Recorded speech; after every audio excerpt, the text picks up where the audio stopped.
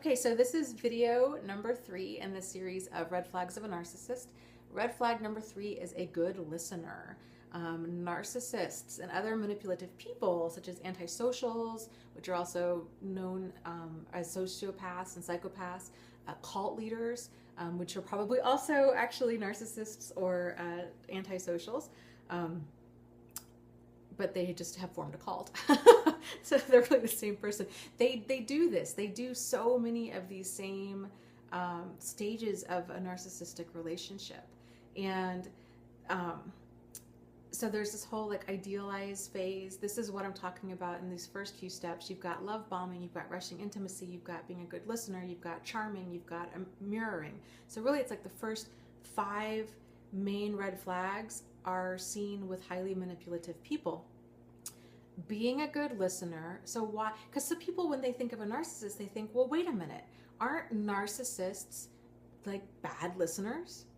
And the answer is, well, sometimes. And it depends on the type of narcissist you're dating, and it depends on, or that you're in a relationship with, and it depends on kind of where you are in that relationship with them. So initially, their whole goal is when they first meet you during this whole love bombing stage, this idealization stage, their goal is to suck you in. And in order to suck you in, they have to be on their best behavior, right? Or else it wouldn't work. So part of being on their best behavior is being a good listener. And there's 2 reasons that they're a good listener, okay?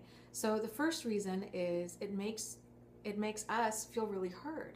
So if somebody comes along, when the narcissist comes along, you know, they're so interested in you. They want to hear your stories. They want to hear all about you. They want to know about your divorce and about your children and about your job and about your hopes and your fears and your dreams. And they want to know all of this about you, but it's not because they care, right? They don't care. They don't care about anybody but themselves. It's so important that you know that, especially if you have a covert narcissist in your life who's incredibly charming, who seems like they really do care, up until you're finding these bouts of bad behavior like cheating, lying, stealing, and then you're stuck thinking, well, do they really care and they just have times that they don't care, or do they really not care and they just have times that they care? Does that make sense? So narcissists, regardless of the type of narcissist you have in your life, narcissists do not care. They do not love. Everything is about serving and feeding their ego. It's very important that you know that. So this being a good listener, you know, their whole goal is to get you to lower your defenses. They're going to just hang on every word that you say. They just want to know all about you. It makes victims feel very heard. It makes victims feel very appreciated. This whole love bombing, this whole idealization phase is very, very intoxicating.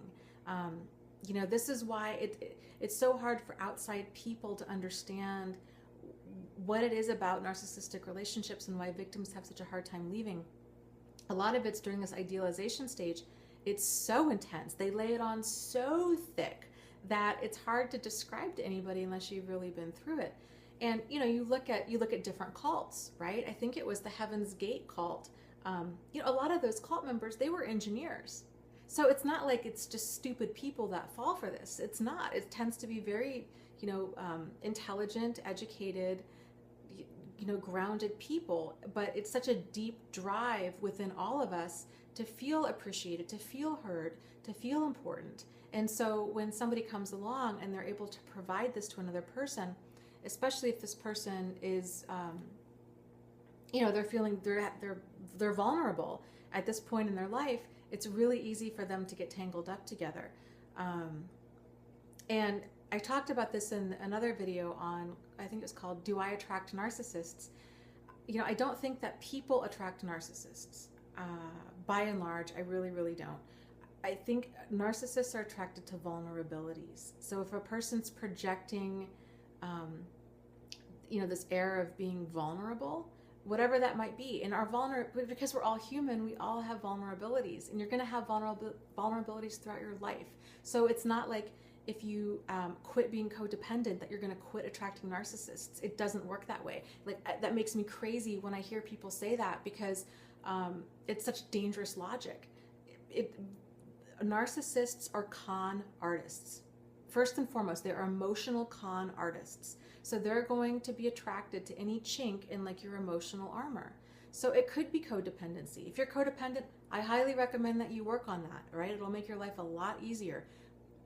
But it could be that you're really overweight. It could be that you're really underweight. It could be that you were recently divorced. It could be that you're having a lot of guilt about being a single parent. It could be that you've just recently moved to a new area and you don't know anybody. It could be that professionally, maybe you're unemployed, maybe you're underemployed. These are all kind of common vulnerabilities that people have. Maybe you're sick, maybe you're disabled in some way. So, these vulnerabilities, some of them are more obvious than others, right?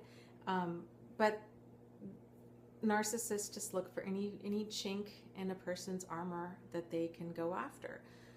So, when they're a good listener and they're telling them all these things about your divorce, about your life, about your childhood, they are taking notes. And that's what's so, kind of nefarious about this whole technique, is it's not about making you, they don't care. They truly don't care about your childhood or your divorce or who you are or what your hopes and dreams and fears are. They want to know where are your vulnerabilities and who do they need to create themselves to be in order to get into your life.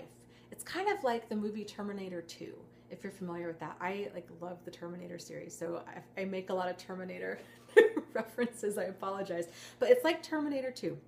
And in that movie, you had Arnold Schwarzenegger, who was like the original Terminator, right? But then you had I forget what is the T100 or whatever, the more advanced model.